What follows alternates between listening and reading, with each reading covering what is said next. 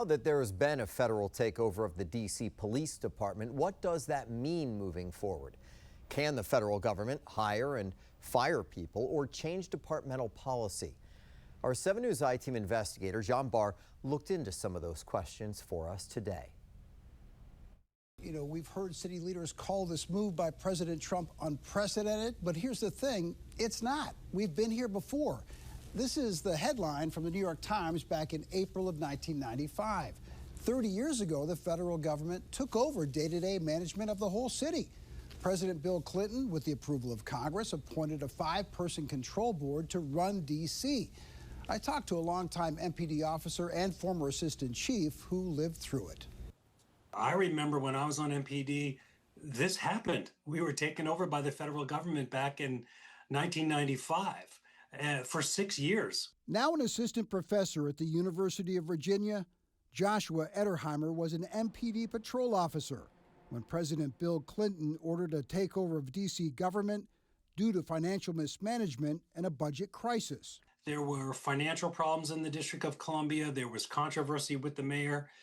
There's a lot of political turmoil, and the city was just not well run. Ederheimer, who eventually became assistant chief, says the federal takeover was transformational. There was massive, positive, healthy, productive change. In what ways?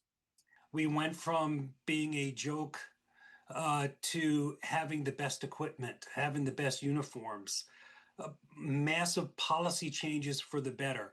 Our training program went from 0 to 60, just in a few months. That takeover lasted for 6 years, and nobody is suggesting that level of change can happen in 30 days.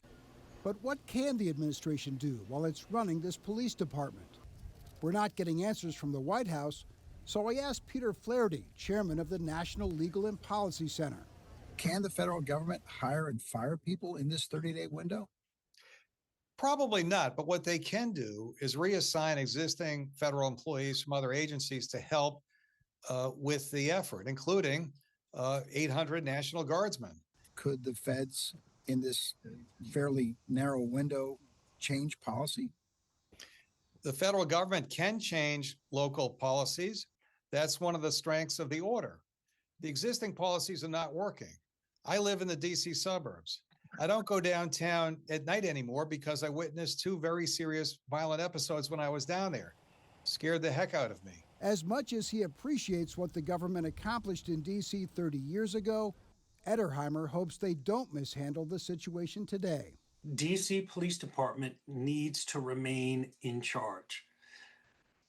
There needs to be a unified command approach with the D.C. Police leading the way.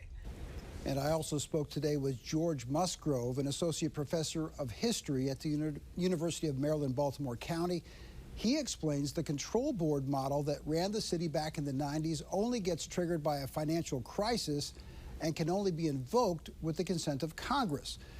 We're not giving up trying to get some answers from the administration, which only spoke in general terms today about this federal takeover. It might just be a matter of watching to see how everything plays out. For the I-Team, I'm John Barr, 7 News. Stay with 7 News for continuing coverage of the federal takeover of D.C., and you can find updates anytime on WJLA.com.